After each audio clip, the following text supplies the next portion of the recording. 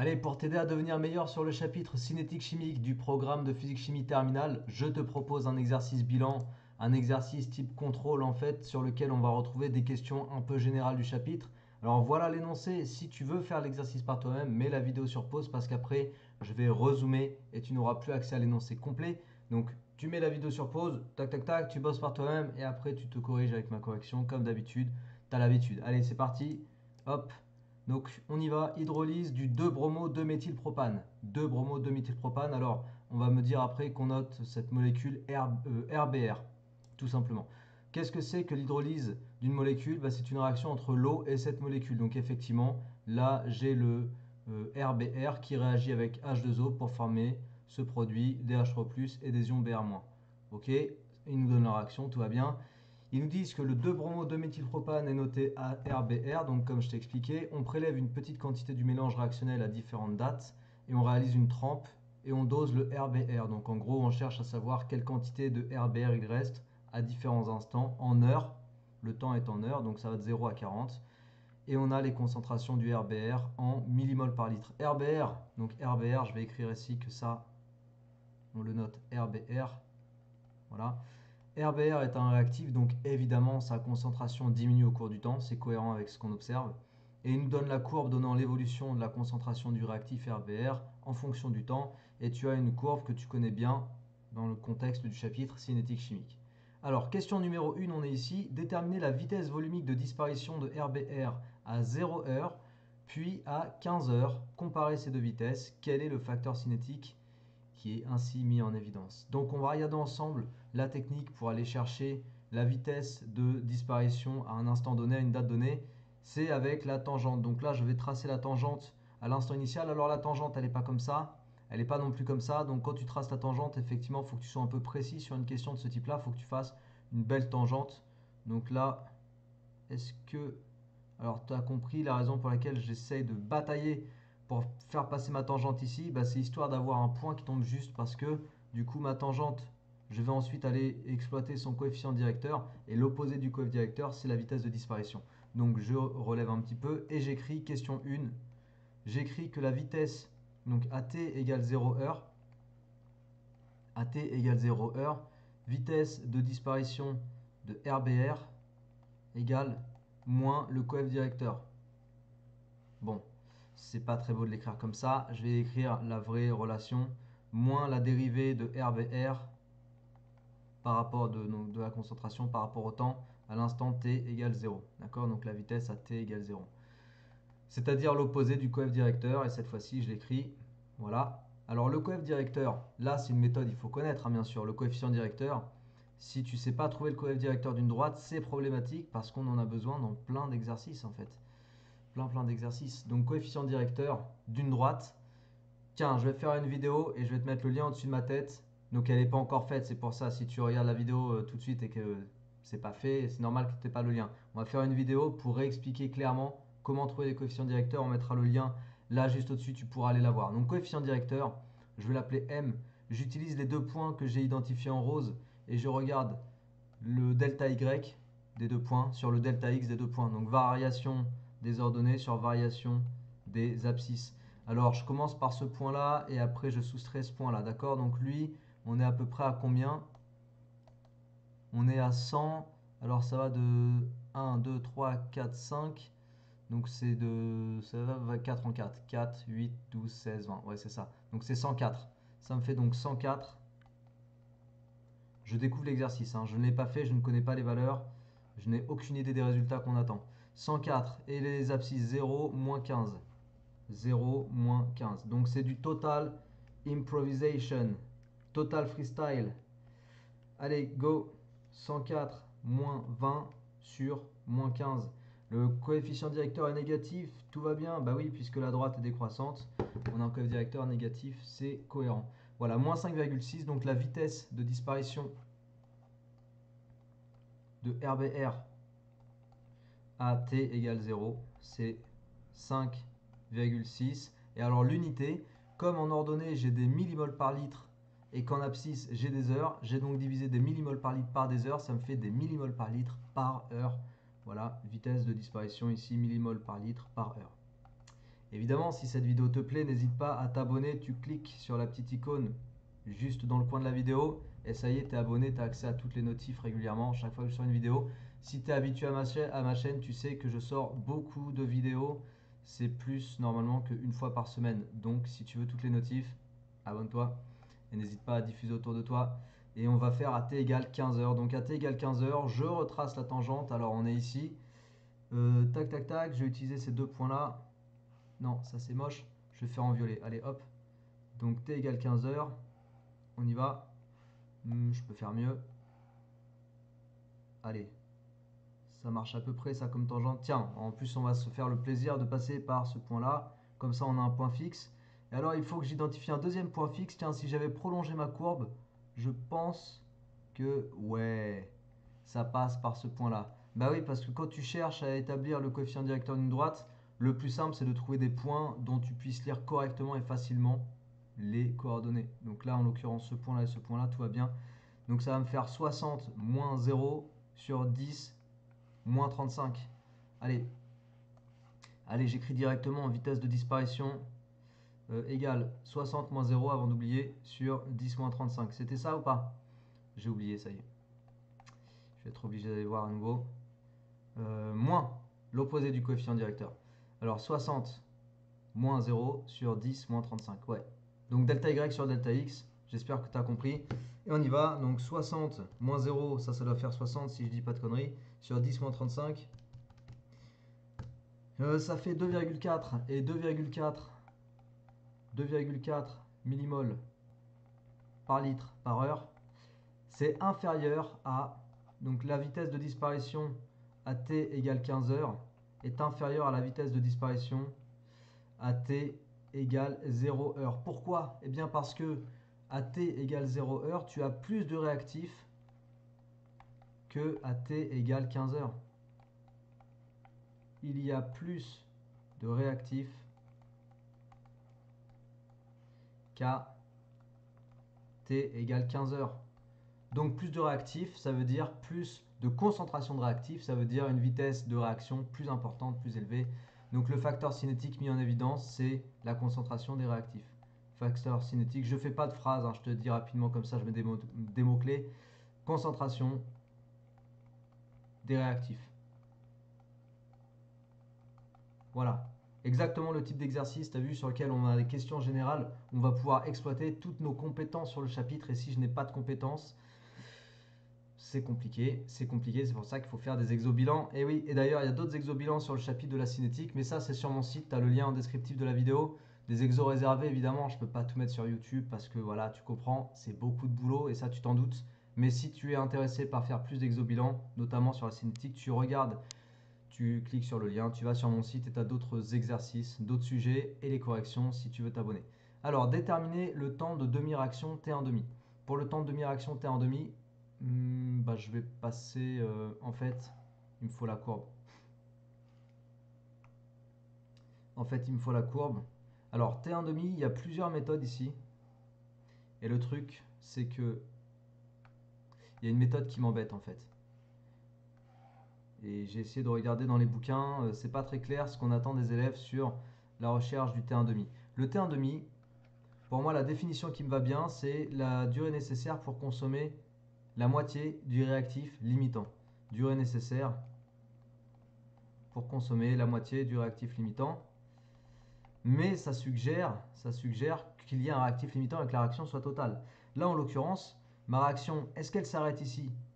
Je ne sais pas. Peut-être que j'ai pas la mesure pour 45 heures. Je ne peux pas dire que après 40 heures, il ne se passe plus rien. A priori, on pourrait extrapoler la courbe et considérer que la concentration du réactif RBR, elle va tendre tranquillement vers 0. Tu vois, notamment si c'est une réaction d'ordre 1, sachant que ce serait modélisé par C0 exponentielle moins T fois K, moins K fois T. La limite c'est 0, tu vois. Et dans ce cas-là, la recherche du T1,5 doit prendre en compte la moitié du réactif, enfin la moitié de la concentration de départ. Et après, je vais chercher le temps qui correspond. Moi, je vais le faire comme ça. Et d'autres profs considèrent qu'il faut prendre la valeur finale, donc sans extrapoler la courbe. Il faut prendre la valeur finale ici. Hop.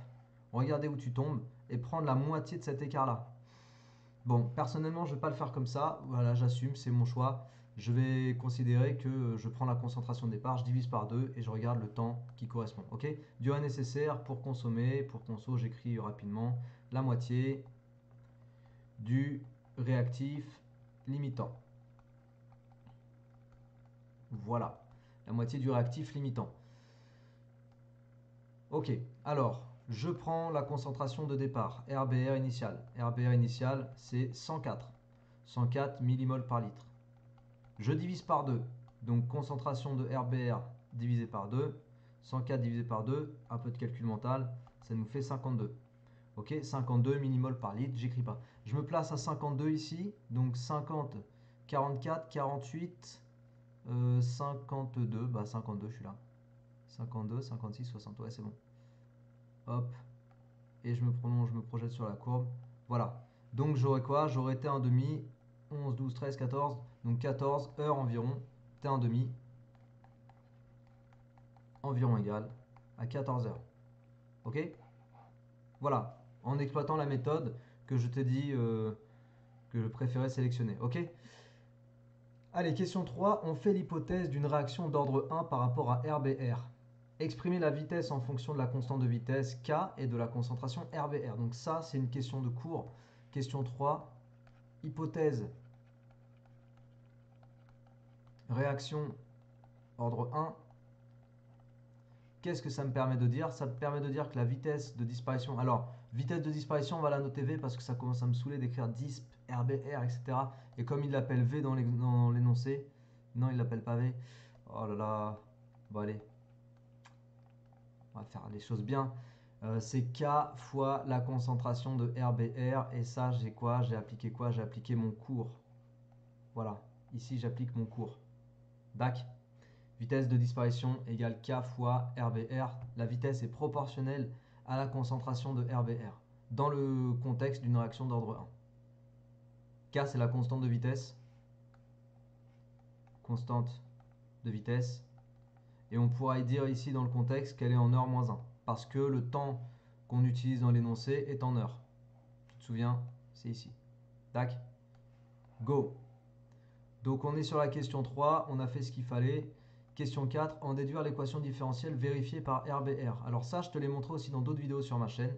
Je pense qu'on en a parlé. Équation différentielle. Équadif.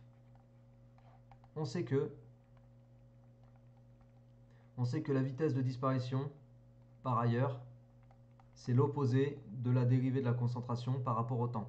De toute façon, je l'avais écrit au tout début de la vidéo là. On l'avait écrit. Donc, du coup, je vais remplacer la vitesse de disparition par l'opposé de la dérivée de la concentration par rapport au temps.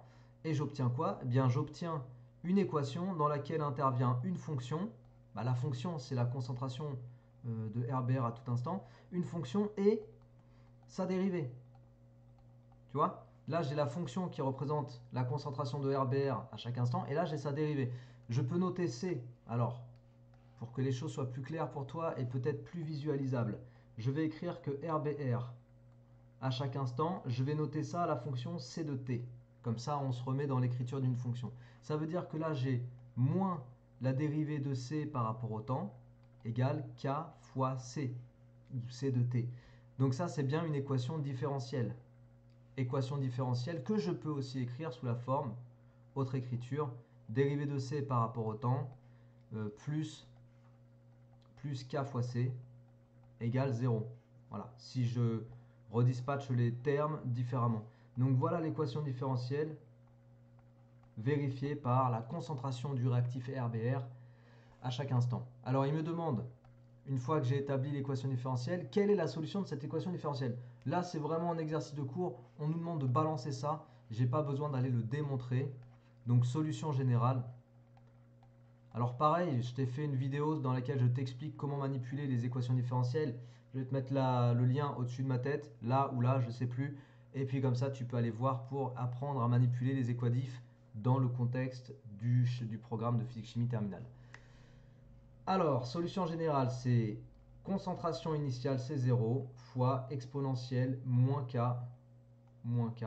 fois T. C0, ça représente la concentration de RBR à l'instant initial. Ok? Alors, question suivante. Et puis aussi, si je redémonte pas tout, c'est pour aller un peu plus vite, comme il y a des choses que je t'ai déjà expliqué dans d'autres vidéos, histoire de finir l'exercice et de pas faire une vidéo trop longue, voilà. Parce qu'il y a des questions aussi intéressantes ici. Le tracé, tiens, ça, je vais mettre ça sur une autre page. Le tracé, le tracé, le tracé, le tracé de quoi? Le tracé de LN de RBR. Bah, tu vois, j'ai un exercice bilan sur mon site où on travaille dans une même question du même genre, mais dans un exercice qui est plutôt sous forme résolution de problème avec une question à résoudre. Tu vois, c'était un exercice extrait d'un contrôle. Ça, c'est sur mon site, par exemple. Il y a vraiment des exos intéressants, très ciblés pour apprendre à réviser tes chapitres, et pas que en cinétique. Donc le tracé de Ln de RBR en fonction de t est donné ci-dessous. Ici, en déduire que la réaction est bien d'ordre 1 en justifiant votre réponse. Alors ici, qu'est-ce qu'on va dire? Si la réaction est d'ordre 1, si la réaction est d'ordre 1, alors, d'après la question précédente, la concentration de RBR, je note C de T et je reviendrai après sur cette notation-là qui me saoule un peu. Donc je reviendrai à la fin sur cette notation, comme ça j'ai pas besoin de m'emmerder avec une notation un peu lourdingue, bref. La concentration de C de T à chaque instant, elle vérifie cette expression-là.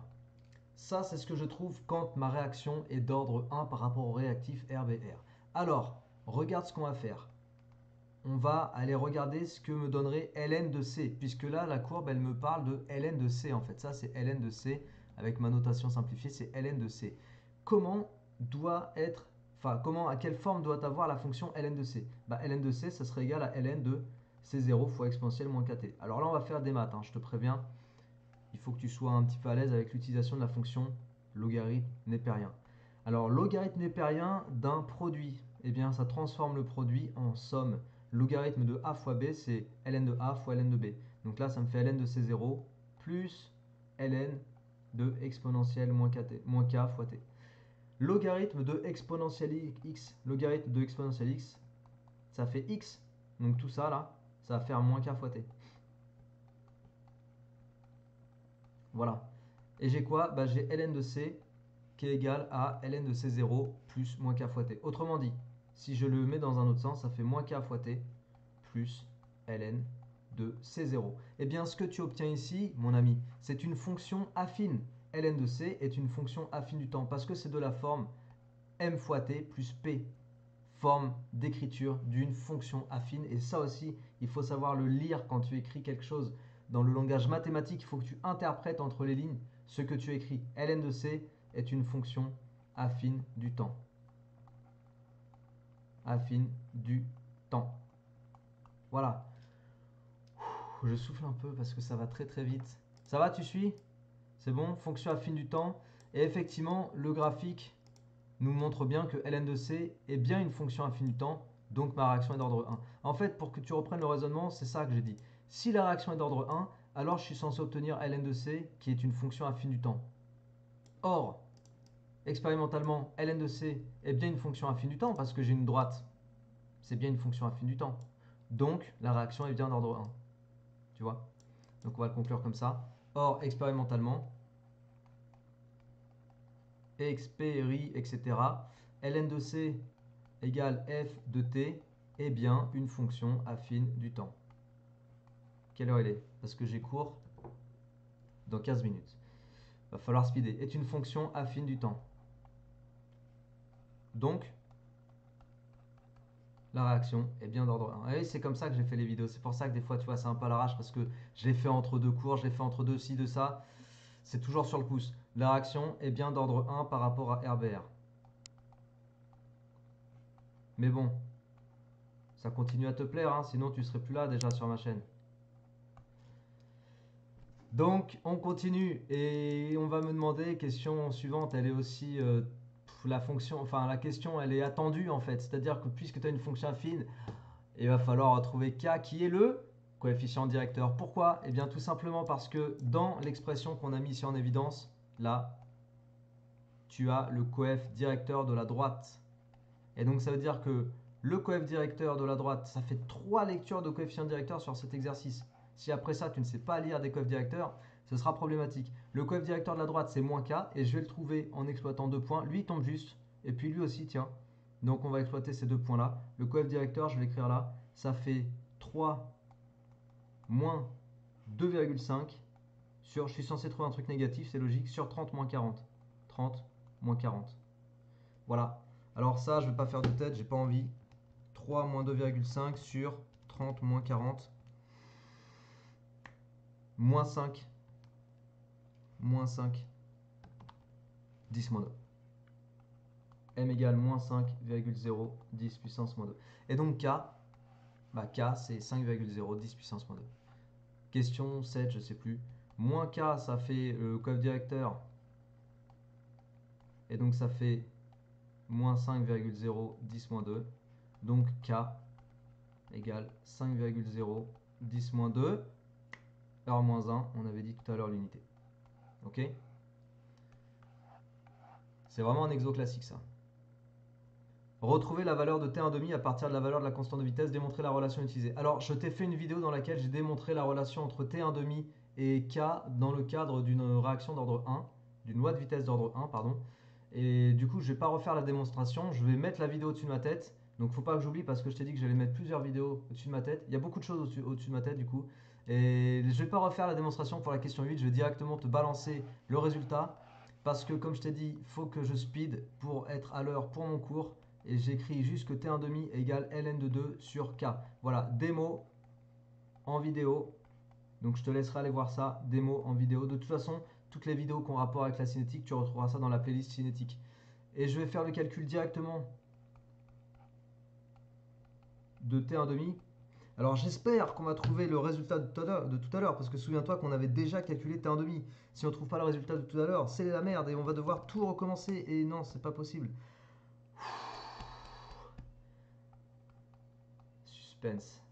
Non, je t'ai dit franchement, je n'ai pas fait l'exercice, donc je n'ai aucune idée des valeurs qu'il fallait trouver. Mais on trouve 13,86, donc environ 14. Et tu vois, j'ai trouvé tout à l'heure, effectivement... non, ça c'est un autre exo. J'ai trouvé effectivement tout à l'heure 14 heures. C'était où? Merde. Oh non. Oh non, c'était où? Ah, c'était là. T1,5 égale 14 heures. Et en fait, si on avait utilisé le truc, tu sais, de se dire, ah bah du coup... tiens, ça va répondre à la question de plein d'élèves qui m'ont posé cette question justement. Est-ce qu'il faut utiliser cette méthode de se dire, je prends la valeur mine, je prends l'écart ici et je divise par 2. Et pour trouver t1,5, bah si on avait fait ça, en fait, regarde ce qui se serait passé. 104, là on est à 4, 8, 12, 16. Donc 4, 8, on est quasiment à 12 là. On est quasiment à 12. Tu vois? Donc si on avait pris 104 moins 12, 104 moins 12, allez, tant pis, c'est la honte. Ça fait 92. 92 divisé par 2, 90, 45, 46 du coup, 46. Donc je me serais placé à 46. Alors 46, 20, 40, 44, 52, 44, 52, 46, on sera à peu près là. Voilà. Bah, le t1,5, regarde, on aurait trouvé 16 heures. On aurait trouvé un t1,5 de 16 heures. Donc 16 heures, c'est déjà différent de 14 heures qu'on retrouve par le calcul avec la formule ln de 2 sur k. Et c'est embêtant. Si tu utilises la méthode que je t'ai dit que j'utilise pas, bah tu trouves 16 heures et tu trouves pas 14 heures. Alors fais attention avec cette méthode. Moi j'ai regardé dans plusieurs bouquins, c'est pas clair ce que les profs attendent, mais vaut mieux, à mon avis, utiliser la méthode où tu prends concentration initiale, tu divises par 2 et le temps qui correspond c'est 1,5. Voilà, j'espère que cet exercice t'a plu encore une fois. Si tu en veux d'autres du même genre, non celui-là c'est un autre. Si tu en veux d'autres du même genre, tout ça c'est sur mon site Exobilan, lien en descriptif. Abonne-toi à la chaîne si ce n'est pas encore le cas, diffuse autour de toi, partage. Prends soin de toi, révise bien, je t'envoie de la force mentale, tout ce que je peux. Et puis, à très bientôt. Ciao.